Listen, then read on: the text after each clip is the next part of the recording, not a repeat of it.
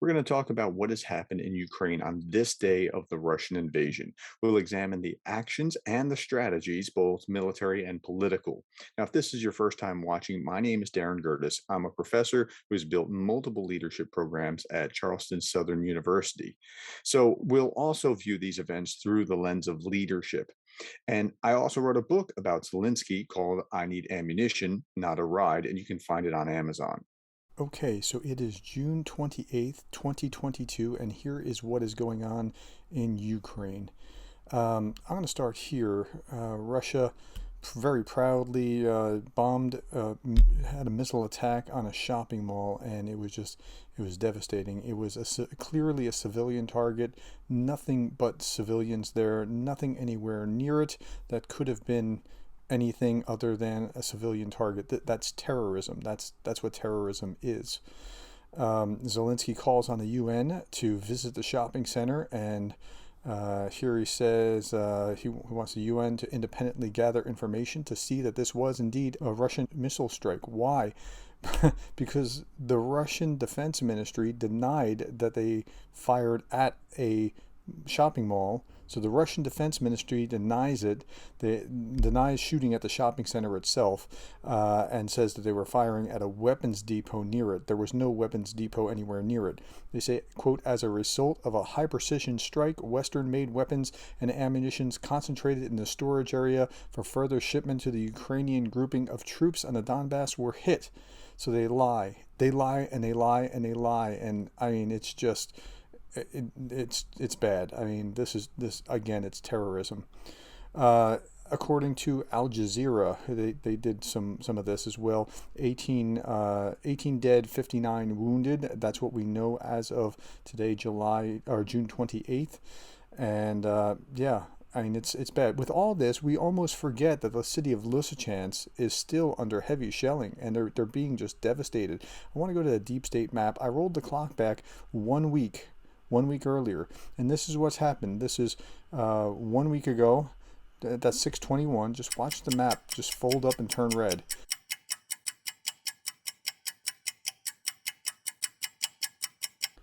Okay, in other news, here we have Turkey is lifting their objection to Sweden and Finland joining NATO. Uh, yeah, so Turkey has agreed to withdraw its objection about Sweden and Finland joining NATO, and so now there's a glide path, and hopefully this will happen quickly. RT warns there's a RT is Russian television, and I would urge you to read RT and the Moscow Times, which is a little bit better, and Pravda, so that you're getting a sense of what's actually going on there. This is our favorite newsmaker. His name is Sergei Lavrov. He is the Russian foreign minister, and he lies about things so often. But here, I think he's actually telling the truth from his point of view. He's speaking at a press conference, and his position is regarding Ukraine is that it's the idea of the West giving Ukraine these weapons is absolutely counterproductive and harmful, and it is to his cause. He says, quote, pumping up Ukraine with weapons will only lead to Russia, quote, to perform more missions on the ground, he added. The more weapons are pumped into Ukraine, the longer this conflict will last, and the longer the agony of the Nazi regime, which is supported by Western capitalists, will last. Okay, so Lavrov's perspective, he's telling the truth from his perspective. This is a terrible thing from his perspective, and he's not happy about it. I wouldn't listen to most of what he says, except just to get this like funhouse mirror effect of what he's talking about. Now, at the G7, China, for some reason, they're berating China rather than cozying up to them and trying to help them help the G7 with Russia. So they're berating China, and here G7 leaders urged China today to use its influence with Russia to stop the invasion of Ukraine. Great.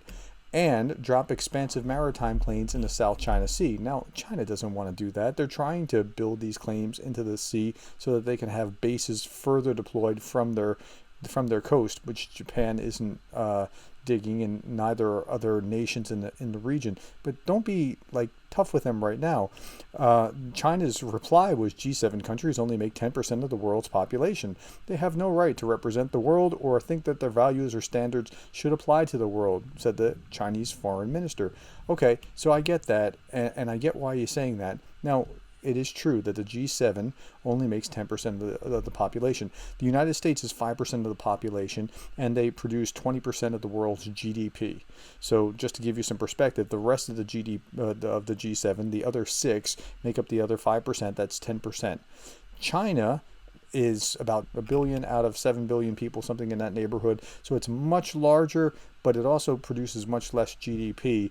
Um, and that's just a little bit of the background. Okay, last thing that I want to look at is Pravda. Pravda actually means truth in Russian, and it was the name of the official Soviet paper. I don't know the relation between Pravda Russia and Pravda in the Soviet times, but it means truth. You generally don't get exactly truth out of that, but here Russia publishes images out of the centers of foreign affairs of the G7. So they're posting on the same day. On the first day of the NATO summit in Madrid, the Roscosmos State Corporation published images of Western decision-making centers along with the coordinates to them. So they're publishing coordinates like showing, haha, we could missile strike the White House, or let's see, they're publishing satellite photographs of the summit venue. That's where the G7 leaders are meeting, as well as the White House, the Pentagon, the British Ministry of Defense, the Reichstag, that's Germany, Federal Chancellery in Berlin, the Champs-Élysées, I don't know if I'm pronouncing that right, in Paris, as well as the IFEMA Congress Center in Madrid. Okay, so why are they doing this? It's like doxing them to kind of poke at them like, see, we could nuke you at any time, or trying to intimidate. I'm not sure that that is going to be their best strategy, but they're Pravda, and they think that, the Russians sincerely thought dropping a missile on a crowded shopping mall with nothing but civilians in it is going to be a good idea. So I don't know what they're thinking here. But now put yourself in the other person's shoes, like in the U.S. Can you back off because of something like that? Otherwise, if you do, though, you have no credibility ever. So this is a stupid thing for them to be doing. Okay, that's it for today, the 28th of June. Hey, if this video was helpful, hit like to help others find it in YouTube's algorithm. Subscribe so that you can stay informed. And one more thing, if you are moved to contribute to the humanitarian aid for Ukraine, I have a link below for Samaritan's Purse. If you want to give, be sure to give only to reputable organizations. There's a lot of scammers out there. Thanks for your time.